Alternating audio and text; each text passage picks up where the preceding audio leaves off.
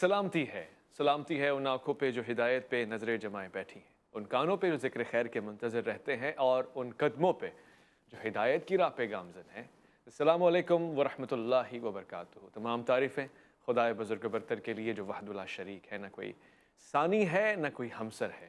درود لا محدود محبوب رب الودود، راحت العاشقین مراد المشتاقین حضرت محمد مصطفیٰ، آپ کی آل پاک، آپ کے جانثار انصار اور اصحاب پر ضرمن۔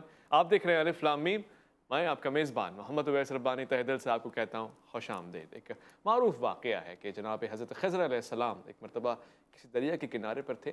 وہاں آپ نے دیکھا کہ ایک بچو ہے جو پانی میں غوطے لگا رہا ہے، غالباً ڈوبنے کا خطرہ لاحق ہے، مگر وہ اپنے آپ کو سنبھال نہیں سکتا۔ جب آپ نے ایسا معاملہ دیکھا تو ایک تنکے سے آپ نے اس کو سہارا دیا، اٹھایا اور کنارے پہ رکھ دیا۔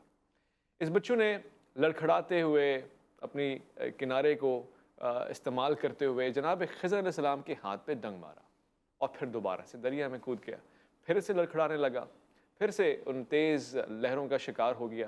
جناب خضر علیہ السلام نے دوبارہ سے اس کو کنارے پہ رکھ دیا اور یہ تسلسل کے ساتھ کئی مرتبہ ہوا، یہاں تک کہ ایک شخص نے دیکھا اور کہا کہ اے شخص، تم بزرگ لگتے ہو اور بچوں والی حرکتیں، یعنی تم اس سے باز آ جاؤ، یہ تمہیں ڈنگ مارتا رہے گا۔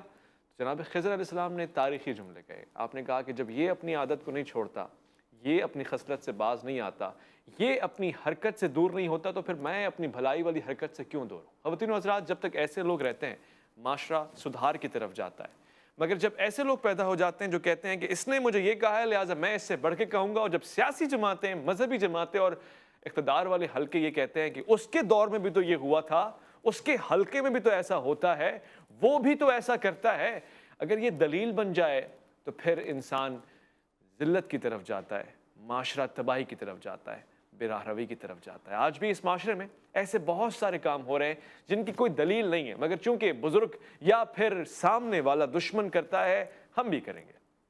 آج میرا موضوع بطور خاص یہی ہے، یہ بے راہ روی جو آج کل معاشرے میں آ چکی ہے، یہ کہاں سے آئی ہے، اس کا حل کیا ہے، اور پھر کیسے اس معاشرے کو واقعی راہ پہ رکھ سکتے ہیں؟ کیونکہ میرا مطالعہ یہ کہتا ہے کہ خدا نے راستے کو بڑی اہمیت دی ہے، کہیں اس نے سبیل بھی نکالی ہے جس کو راستہ ہی کہتے ہیں، کہیں اس نے مسلک بھی اگر ہم نے بنائے اس تک پہنچنے کے لیے تو بھی سلکا یعنی راستے سے ہیں، اور کہیں اگر مذاہب بھی بنے ہیں تو مذہب یعنی ذہاب راستے کی طرف ہی جاتا ہے، مگر یہ سب کچھ وہ صراط مستقیم پہ لانا چاہتا ہے جو بڑا اور سیدھا راستہ ہے، اور وہی واحد راستہ ہے۔ اس راہ اور راستے پہ آنے کے لیے آج کا پروگرام ترتیب دیا گیا ہے۔ میں خوش آمدید کرنا چاہتا ہوں آج کے پروگرام میں بطور مہمان بہت ہی خاص شخصیات تشریف فرمائے۔ سب سے پہلے خوش آمدید کہوں گا، بہت ہی اچھی گفتگو فرماتے ہیں، اعتدال سے کام لیتے ہیں، خوش مزاجی آپ پر ہمیشہ طاری رہتی ہے، اور اس سے زیادہ کی توقع میں آپ سے سوال جواب کرنے میں رکھتا ہوں۔ ڈاکٹر عامر عبداللہ محمدی، السلام علیکم ورحمۃ اللہ۔ السلام علیکم۔ میں خوش آمدید کہنا چاہتا ہوں آج کے پروگرام میں تشریف فرما بہت ہی پیارے عالم دین، اور ہمیشہ آپ ان کو حالات حاضرہ کے اوپر تبصرہ کرتے ہوئے دین اور حکمت کی باتیں بیان کرتے ہوئے سنتے ہیں، اچھی گفتگو فرماتے ہیں، پروردگار ان کو بھی سلامت رکھے۔ مفتی نوید عباسی صاحب، السلام علیکم ورحمۃ اللہ۔ وعلیکم السلام ورحمۃ اللہ۔ ڈاکٹر صاحب، یہ بے راہ روی ہے کیا، اور کیا یہ اسی دور کی ایجاد ہے یا اس سے پہلے بھی اس طرح ہوا کرتا تھا؟ آخر یہ آئی کہاں سے ہے؟ بسم اللہ الرحمن الرحیم۔ جیسا کہ آپ نے انٹرو میں فرمایا کہ ایک تو راہ حق ہے، صراط مستقیم ہے، اور وہ یقینی طور پر ایک ہی ہے، جیسا کہ مشہور حدیث مبارکہ میں نبی کریم صلی اللہ علیہ وسلم نے ایک خط اور ایک سیدھی راہ اپنی زمین پر بنائی اور فرمایا کہ ھذہ سبیلی فاتبعوہ، اور پھر اس کے دائیں بائیں آپ نے لکیریں کھینچیں اور فرمایا کہ یہ جو ہیں یہ سبل تو ہیں، راہیں تو ہیں، لیکن یہ وہ راہ حق اور راہ مستقیم نہیں ہے، یہ تو ہمیں حق سے جدا کر دے گی۔ اور میں یہ سمجھتا ہوں کہ جو رحمانی قوتیں اور شیطانی قوتوں کے درمیان جو مقابلہ ہے، اور نبی کریم صلی اللہ علیہ وسلم نے وحی کے ذریعے اور ان سے پہلے انبیاء سابقین نے علوم ربانی کے ذریعے جو اپنے ماننے والوں کو یا سننے والوں کو جو پیغام دیا، وہ یہی دیا کہ اللہ رب العالمین کی نافرمانی کر کے شیطان لعین نے اس راہ کا انتخاب کیا جو بے راہ روی کی راہ تھی۔ واہ واہ۔ یعنی اللہ رب العالمین نے پیدا کیا ہے، الا لہ الخلق والامر، اگر خالق وہ ہے تو مالک بھی وہی ہے، حکم بھی اسی کا چلے گا۔ اگر یہ چیز ہمارے اندر پیدا ہو جائے کہ چونکہ مالک وہ ہے چنانچہ حکم بھی اسی کا چلے گا، ایون یہ کہ ہم اپنی جان کے مالک بھی نہیں ہیں تو اپنی آل اور اولاد کے مالک کیسے ہو سکتے ہیں؟ چنانچہ جب انسان یہ سمجھتا ہے کہ مالک میں ہوں تو پھر وہ بہرہ کا شکار ہوتا ہے۔ بھائی کیا بات ہے ڈاکٹر صاحب، آپ کی اس بات سے مجھے علامہ مولانا ابو العلا مودودی کا جملہ یاد آ گیا کہ ملکیت تو اسی کی ہے نا، تو پھر ہمیں کیا اقتدار حاصل ہے، ہمیں وہی کرنا ہے جس کا ہمیں حکم دیا گیا ہے۔ مفتی صاحب، بہرہ کی بات ہو رہی ہے، سب سے بڑا پلیٹ فارم تو بہرہ کا شاید آج کے زمانے میں میڈیا ہے یا سوشل میڈیا ہے۔ ہم بات کچھ کرتے ہیں، مطلب کچھ اور نکلتا ہے، نتیجہ کچھ اور نکلتا ہے۔ کیسے اعتدال کا راستہ اپنائیں؟ بسم اللہ الرحمن الرحیم۔ اویس بھائی، بہت ہی خوبصورت ٹاپک کہ آج ہمارے معاشرے کا جو بگاڑ ہے اس میں بہت بڑا کردار فحاشی، بے حیائی، عریانی، بہرہ، ان تمام چیزوں کا ہے، اور یہ بنیادی طور پر اسلام سے دوری کی وجہ سے ہمارے اندر چیزیں داخل ہوتی ہیں۔ جب ہم اسلام سے کٹ جاتے ہیں تو پھر بہرہ بھی آتی ہے۔ بندہ نبی رحمت صلی اللہ علیہ وسلم کا صحیح فرمان ہے کہ جب کوئی گناہ کا عمل کرتا ہے تو اس کے دل پر ایک سیاہ نقطہ پڑ جاتا ہے، اور پھر جب وہ توبہ کر لیتا ہے تو ظاہر ہے توبہ ایسی چیز ہے کہ جو گناہ کو مٹا دیتی ہے نبی علیہ السلام کی حدیث کے مطابق۔ لیکن اگر وہ توبہ نہیں کرتا ہے تو دوسرا نقطہ پڑتا ہے، پھر تیسرا، پھر چوتھا، یہاں تک کہ اس کا دل سیاہ ہو جاتا ہے، پھر اس کو گناہ نظر نہیں آتا۔ اویس ربانی صاحب، ایک زمانہ یہ تھا کہ پاکستان کی فلم انڈسٹری میں، پاکستان کے ڈراماز میں، پاکستان کے میڈیا میں جب یہ شروع ہوا تھا، خاص طور پر الیکٹرانک میڈیا یعنی پی ٹی وی، آپ دیکھتے تھے کہ خواتین جو آتی تھی ان کے سر پر پورا دوپٹہ ہوتا تھا خبریں پڑھنے کے لیے۔ آہستہ آہستہ وہ دوپٹہ پیچھے ہٹتا چلا گیا، یہاں تک کہ وہ سر کے بالکل پیچھے رہ گیا، اور پھر وہ اتر گیا جب سے یہ پرائیویٹ چینل آئے، اور اب یہ ہے کہ اب جناب یہاں تک بازو ننگے ہیں اور یہ ساری چیزیں، اور اب ان کو عیب ہی نہیں سمجھا جاتا۔ حیرت کی بات یہ ہے کہ ان کو اب عیب نہیں سمجھا جاتا، حالانکہ اسلام ہمیں بڑا واضح طور پر درس دیتا ہے۔ آقا کریم صلی اللہ علیہ وآلہ وسلم کو خطاب کر کے فرمایا، یا ایھا النبی، اے نبی صلی اللہ علیہ وسلم، اذا جاءک المؤمنات، جب آپ کے پاس مومن عورتیں آئیں، یبایعنک، یہ کہ آپ کی بیعت کریں، تو پھر کیا کریں؟ یا ایھا النبی اذا جاءک المؤمنات یبایعنک علی الا یشرکن باللہ شیئا ولا یسرقن ولا یزنین ولا یقتلن اولادہن ولا یأتین ببہتان یفترینہ بین ایدیہن وارجلہن ولا یعصینک فی معروف فبایعہن واستغفر لہن اللہ ان اللہ غفور رحیم۔ کتنی باتیں کہ زنا نہیں کریں گی، اپنی اولاد کو قتل نہیں کریں گی، بہتان نہیں باندھیں گی، یہ عورتوں کے حوالے سے ہے، چوری نہیں کریں گی، تو تب آپ ان کو بیعت کیجئے۔ یہ نبی علیہ السلام سے کہا جا رہا ہے، حضور کے زمانے کی عورت جب آئے تو اس سے بیعت لی جائے۔ آج پرابلم کیا ہے؟ آج پرابلم یہ ہے کہ بے حیائی کی ایک بڑی وجہ یہ ہے، بڑی معذرت کے ساتھ مگر مفتی صاحب، ہماری بے حیائی کا موضوع شروع ہی عورت سے کیوں ہوتا ہے ڈاکٹر صاحب؟ ہم ہر چیز کو عورت سے کیوں شروع کرتے ہیں؟ کیا مرد بے حیا نہیں ہے معاشرے میں؟ مرد بھی ہے۔ یقینی طور پر آپ نے بالکل اچھا جملہ استعمال کیا، اور عورتیں یقینی طور پر ہماری سمجھیے کہ ہماری نئی نسل کی اگر کوئی آبیار ہے تو وہ ایک عورت ہے۔ اور دیکھیں نبی کریم صلی اللہ علیہ وسلم، جیسا کہ حضرت مفتی صاحب نے فرمایا بہت ہی خوبصورت انداز میں، ایک صاحب نے کسی سے پوچھا، خاتون نے کسی عالم سے، مفتی سے، کہ کیا قرآن میں عورت کو، مسلمان عورت کو حجاب کا حکم ہے؟ تو انہوں نے بڑا خوبصورت جواب دیا کہ قرآن کریم میں اللہ تعالیٰ نے 3 قسم کی عورتوں کو مخاطب کیا ہے کہ آپ حجاب کیجئے۔ ایک فرمایا کہ اے نبی صلی اللہ علیہ وسلم، اپنی بیویوں سے کہہ دیجئے، اپنی بیٹیوں سے کہہ دیجئے، اور مسلمان مومن عورتوں سے کہہ دیجئے، یدنین علیہن من جلابیبہن، کہ وہ اپنے اوپر ایک چادر، ایک شرف، ایک عزت، ایک مقام، ایک آنر کا استعمال کریں۔ تو پردہ جو ہے نا وہ ایک آنر ہے، وہ ایک آنر ہے، یعنی اس تک ہر ایک کی رسائی نہیں ہو سکتی۔ تو جہاں تک آپ نے یہ سوال کیا کہ عورت جو ہے وہ اس سے ہی بے حیائی اور اسی کو وہی سمبل کیوں بنتا ہے، نہیں، ایسا نہیں ہے۔ اللہ رب العالمین نے عورت کا ہر روپ قابل احترام بنایا ہے۔ اگر وہ ماں ہے تو اس کے پیروں تلے جنت رکھ دی ہے، اگر وہ بیٹی ہے تو جنت میں لے جانے کا ذریعہ بن گئی ہے، اگر بیوی ہے تو حضور کریم کی تعلیمات ہے کہ تم بہترین تب بنو گے جب تمہاری بیوی تمہارے حق میں گواہی دے کہ تم بہترین ہو، اور اگر وہ بہن ہے تو اگر وہ رضائی بہن بھی ہوتی ہے تو اللہ کے حبیب اپنی کملی مبارک اتار کے اس کے لیے بٹھا دیتے ہیں۔ لیکن ایک اور عورت کا روپ ہے جو 5واں روپ ہے، جو بہرہ روی کا شکار ہے۔ وہ کون سا؟ وہ ماں کا کردار ادا نہیں کرنا چاہتی، وہ ایک مربیہ کا کردار ادا نہیں کرنا چاہتی، وہ بہن کا کردار ادا نہیں کرنا چاہتی کہ اپنے بھائی کی عظمت اور اپنے بھائی کی عفت اور تقدیس اور اس کی نیک نامی کا ذریعہ بنے۔ وہ بیٹی کا روپ نہیں دھارتی کہ اپنے ماں باپ کی آنکھوں کی ٹھنڈک بنے، وہ بہن کا روپ نہیں دھارتی، وہ بیوی کا روپ نہیں دھارتی کہ اس کی عزت کا سامان کرے، हुन्ना लिबासुल लकुम व अंतुम लिबासुल लहुन, यानी तुम उसके ऐबों के छुपाने का जरिया हो, ना कि ऐबों की तशहीर का। वो जो पांचवा रूप है औरत का, वो रूप अल्लाह ताला ने नहीं तख्लीक किया, वो शैतान का तख्लीक करता है। अल्लाह अकबर। वो कौन सा है? वो सारा बेरहरवी का शिकार है। ठीक है, यहाँ पे दो उलमा कराम से मैंने बात की, दोनों एक बात पे तो हमें लेकर आते हैं, और वो बज़ाहिर नज़र भी ऐसी आ रही है कि औरत का बड़ा गहरा ताल्लुक है। अलबत्ता मेरा सवाल ये रहेगा जब मैं वफ़े के बाद लौट कर आऊँगा कि मर्द हज़रात का भी बेरहरवी से कोई ताल्लुक है? हयादारी के मामले में मर्द हज़रात की क्या ज़िम्मेदारी है? क्योंकि ये माशरा तो बज़ाहिर मर्दों का ही माशरा है, लिहाजा ज़िम्मेदारी भी मर्दों पर आनी चाहिए। पहले लौट कर आएंगे अलिफ लाम मीम में एक मुख्तसर वफ़ा आपके अंदर।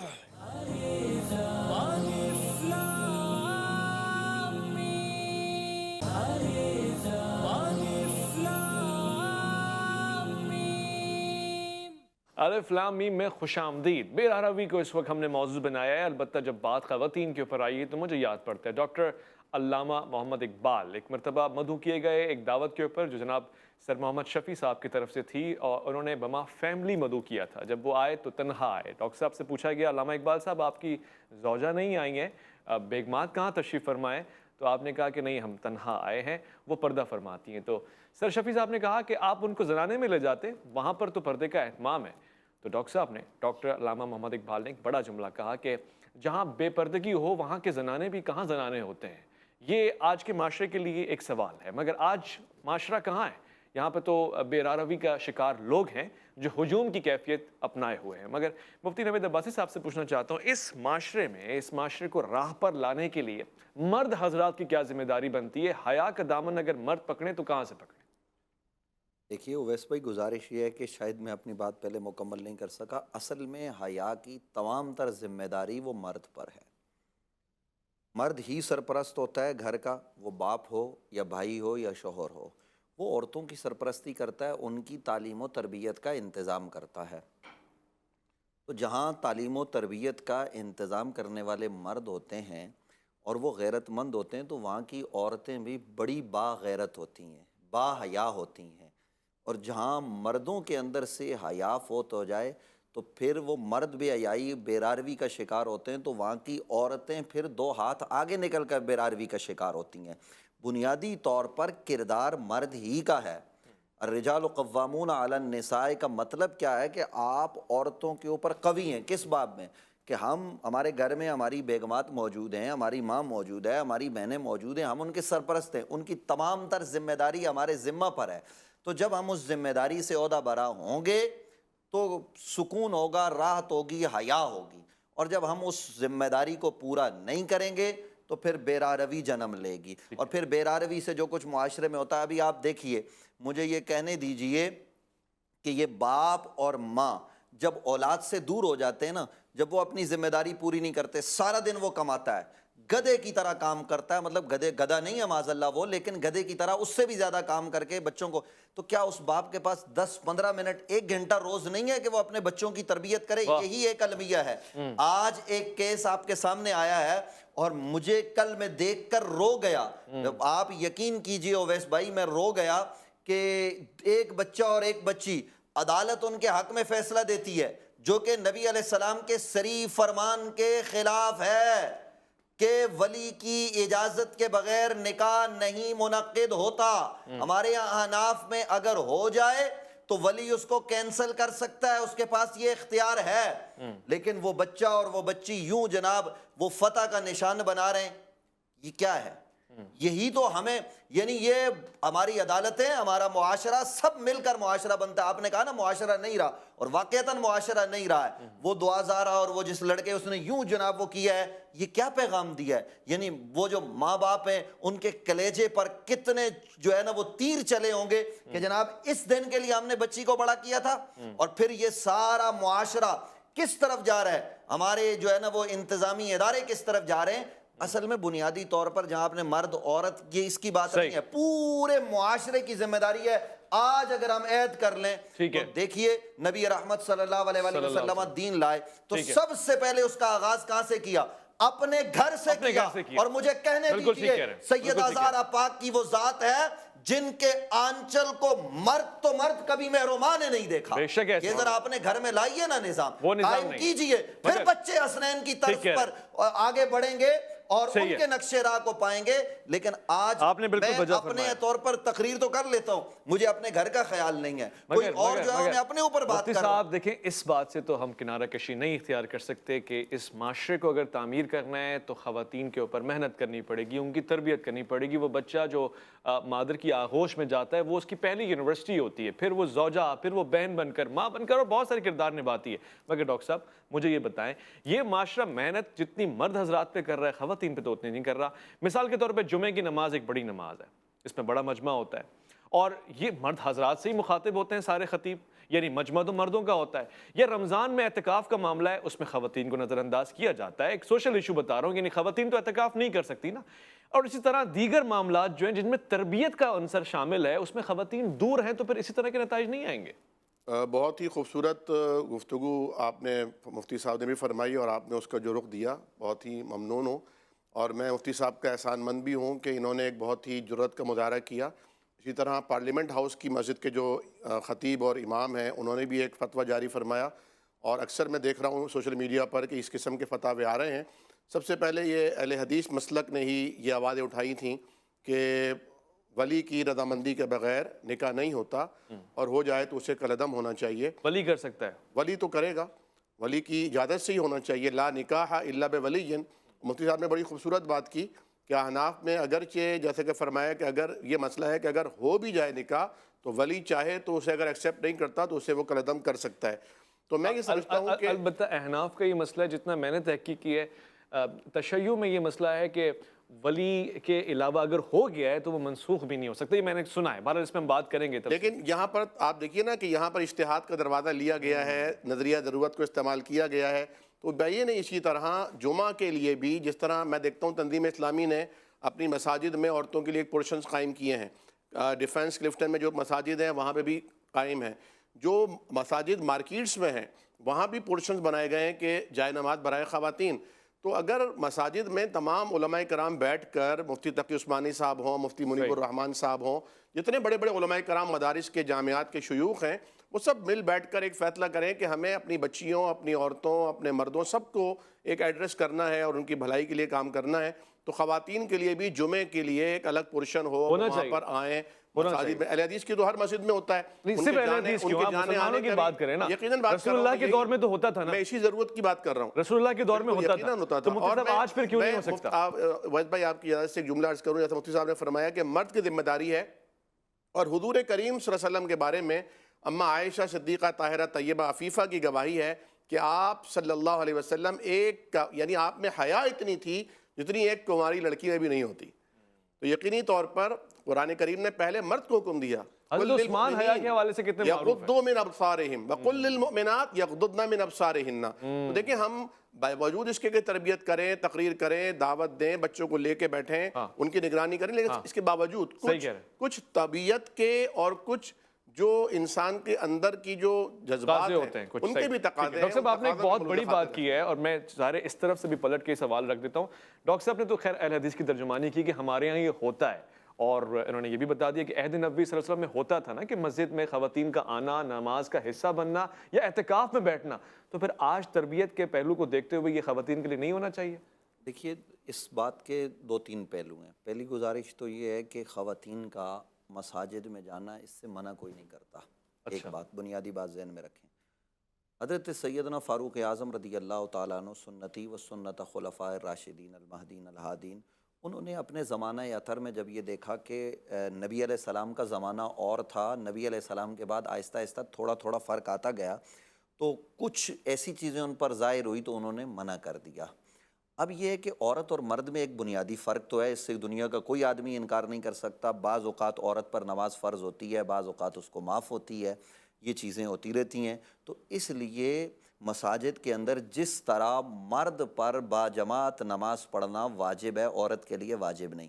ہمارے یہاں بھی الحمدللہ ایسا ہے، ڈیفنس میں آپ چلے جائیں، سکینہ سلطان مسجد ہے، علامہ ڈاکٹر کوکب صاحب کی مسجد ہے، جہاں پر خواتین کے لیے الگ نماز کا انتظام ہے وہ آئیں وہاں واز سنیں. اور اب تو خواتین کے الحمدللہ کئی ادارے قائم ہو چکے ہیں. اور اعتکاف کے حوالے سے ظاہر ہے کہ عورت مسجد کے اندر اعتکاف کرے گی تو اگر اس کے ساتھ کوئی معاملات ہو گئے تو پھر کیا ہوگا. اس کے لیے بھی ایک تو یہ کہ آپ نے جو کہا نا کہ اعتکاف عورت نہیں کر سکتی، نہیں، عورت کے لیے جو مسجد بیت ہے، گھر کی جو مسجد ہے، وہاں وہ اعتکاف کرے. مگر مسجد محلہ میں تو کر سکتی تھی. میں عرض کروں وہ تو منع کر دیا گیا جب ایک چیز نبی علیہ السلام کے زمانے میں ہی روک دیا گیا. اب آگے بڑھیے، ہم کہتے ہیں کہ جس مسجد کے ساتھ کوئی جامعہ ہو، مدرسہ ہو، جہاں صرف خواتین ہی رہتی ہوں، وہاں اگر عورتیں اعتکاف کریں تو اس میں کوئی حرج کی بات نہیں ہے. بنیادی مسئلہ یہ ہے کہ دیکھیے جب عورت بازار میں جا سکتی ہے تو مسجد میں کیوں نہیں جا سکتی؟ پرابلم کہاں ہے؟ ہمارے یہاں لوگ کہتے ہیں مزار پہ جائے یا نہ جائے. بھائی جو مزار پہ جائے گی، جو مسجد میں جائے گی، وہ عورت تو کم از کم باحیا ہی ہوگی، لیکن بازار والی کا کیا ہوگا؟ ہمارے یہاں پرابلم یہ ہے کہ ہم عورتوں کے حوالے سے یا مرد کے حوالے سے، صرف عورتوں کی بات نہیں، اگر عورت جا رہی ہے یا مرد جا رہے ہیں تو بات یہ ہے کہ میڈیا میں عورتیں ہوتی ہیں، ہر جگہ ہوتی ہیں، تو جہاں عورت کو پردے کا حکم ہے اس سے پہلے مرد کو اپنی نظر جھکانے کا حکم ہے. یہ ہے نظام. اور میں اگر مجھے آپ اجازت دیجئے کہ بیراروی کو اور جہاں سے فحاشی اٹھ رہی ہے اس کو روکنا کیسے ہے. سیدنا حضرت فاروق اعظم کے زمانے میں ایک مرد ایک عورت مارکیٹ کے کنارے پر کھڑے تھے، باہم آپس میں مل کر بات کر رہے تھے، جس سے لوگوں کو کچھ شبہ ہو رہا تھا، پتہ نہیں ہے یہ کیا کر رہے ہیں. حضرت عمر کو پتہ چلا، آپ آئے، آپ نے ان کو ڈانٹا اور کہا کہ ان کو کوڑے لگائے جائیں، یہ کیا کر رہے ہیں؟ تو انہوں نے کہا حضرت ہم تو میاں بیوی ہیں. تو آپ نے فرمایا میاں بیوی بھی ہو تو مارکیٹ میں ایسے کھڑے نہیں ہو سکتے، تو میرے پاس آؤ، رہائش نہیں ہے تو میں فراہم کروں گا. اس لیے اویس بھائی ہماری گزارش یہ ہے کہ بیراروی کو روکنا ہے. ابھی آپ دیکھیے بیراروی کا شکار کون کرتا ہے؟ یہ میڈیا کرتا ہے، یہ سوشل میڈیا کرتا ہے. ایک اینکر صاحب تھے، ان کی ایک ویڈیو ان کی بیوی بناتی ہے، بے غیرتی بے شرمی کی انتہا ہو گئی، اور وہ گھر کے اندر کی ویڈیو پوری دنیا میں پھیلائی جاتی ہے. یہ ٹک ٹاکر اور یہ سارے لوگ، اور حکمران جو ہے وہ بالکل خاموش ہیں، کورٹ خاموش ہے، کسی کی عزت تار تار ہو گئی. آپ کے سوا علماء بھی خاموش ہیں. میں ایک چھوٹا سا میں علماء کی بھی مذمت کرتا ہوں. لوٹ کر آئیں گے الف لام میم میں. خواتین و حضرات آپ کا انتظار ہے.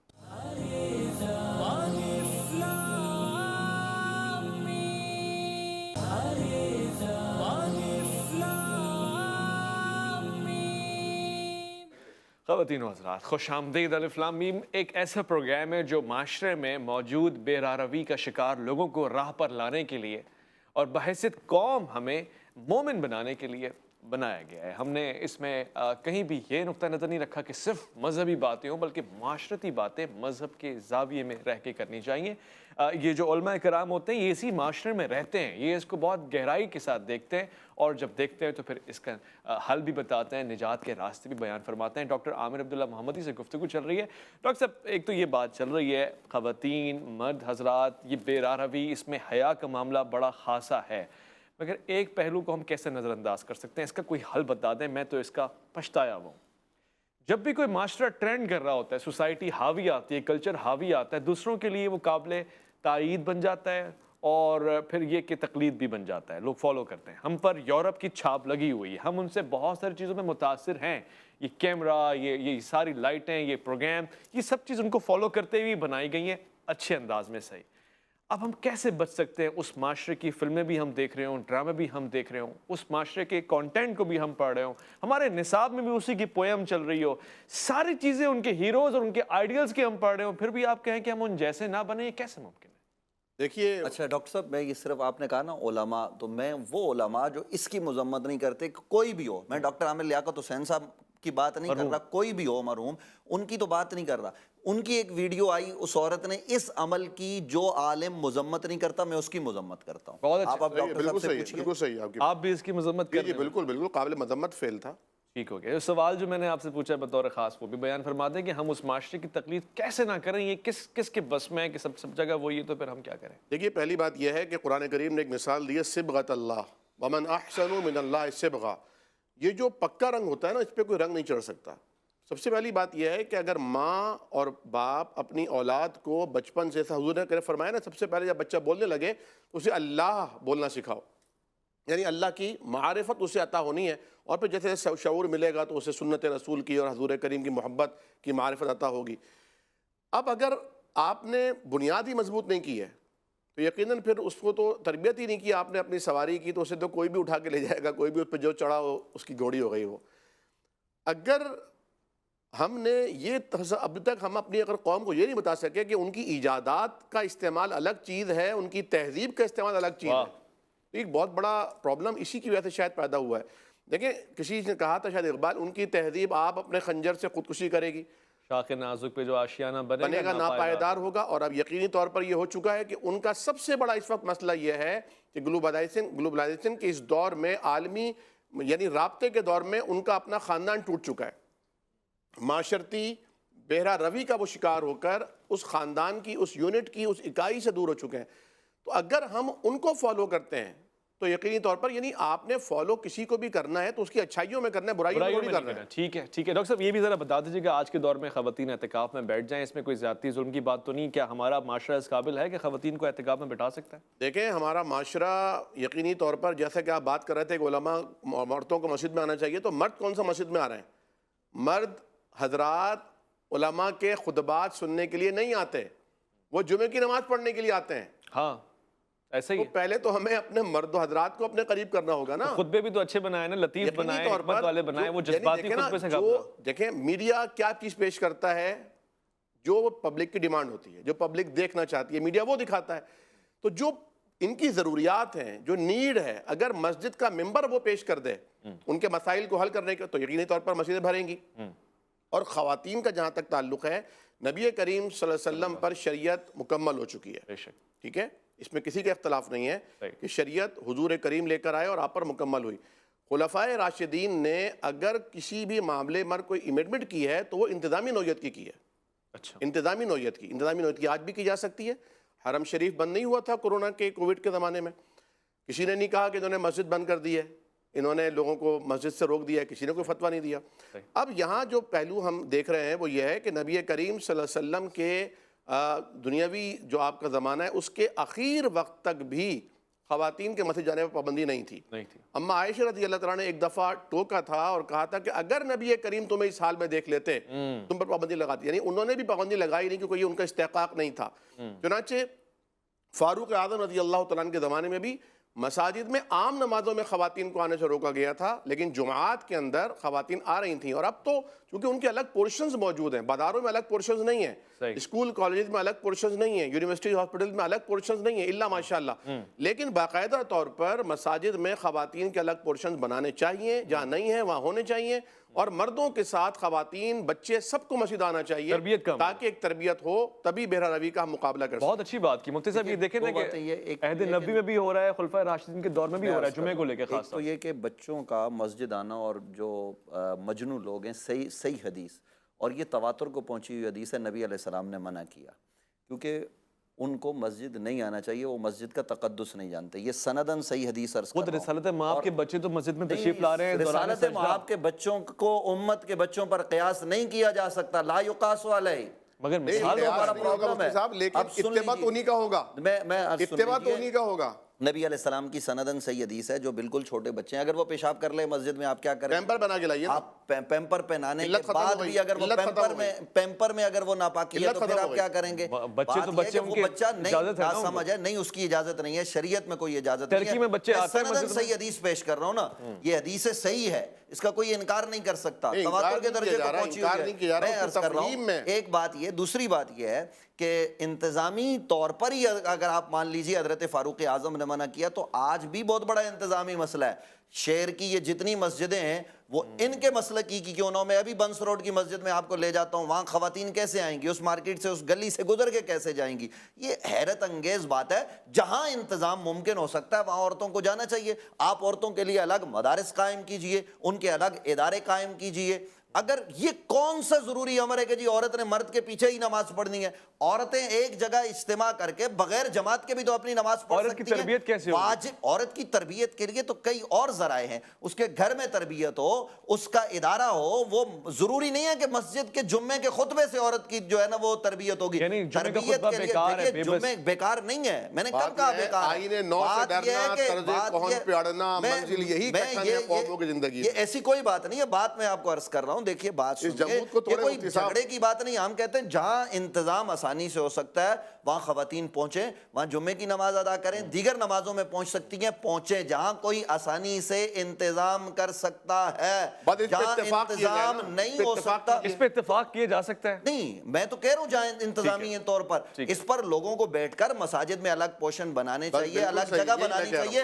میں تو کہہ رہا ہوں کہ الگ ان کا دروازہ ہو جہاں سے عورتیں آئیں، جہاں نہیں ہو سکتا یہ فرض نہیں ہے، یہ واجب نہیں ہے۔ جیسے مردوں، دیکھیے جھگڑا کہاں ہے؟ جھگڑا یہاں ہوتا ہے کہ جب کوئی یہ کہے گا نا میں یہ کہتا ہوں عورتوں کو آنا چاہیے، تو آپ کون ہوتے ہو؟ آپ اتھارٹی نہیں ہو، عورتوں پر نہ فرض ہے نہ واجب ہے۔ جب فرض و واجب نہیں ہے تو ان کی مرضی آئے، ان کی مرضی نہ آئے۔ ضرورت کے تحت علماء امت کو اس ضرورت کے تحت جو آپ نے بات کی اس رخ پہ توجہ دینی چاہیے۔ ہم تو کہہ رہے ہیں کہ بھائی جہاں انتظام ہو سکتا ہے آسانی سے، جہاں انتظام ہی نہیں ہو سکتا، یہ سامنے مسجد ہے، کیسے آپ عورتوں کا انتظام کریں گے؟ اتنی سی مسجد ہے، اس کو کیسے بڑھائیں گے؟ لیکن بڑی مساجد میں جامع انتظام ہو سکتا ہے نا۔ ہم وہ بات کریں جو عقل میں آنے والی ہو نا۔ اب مارکیٹ کی ایک مسجد ہے، یہ سامنے مسجد ہے، آپ چلے جائیے زینب مارکیٹ میں، آپ کہیے کہ وہ مسجد ہی اتنی ہے جتنا یہ ہمارا اسٹوڈیو ہے، تو اس میں وہ عورتیں کہاں کھڑی ہوں؟ صحیح فرما رہے ہیں، انتظام نہیں ہو سکتا نا۔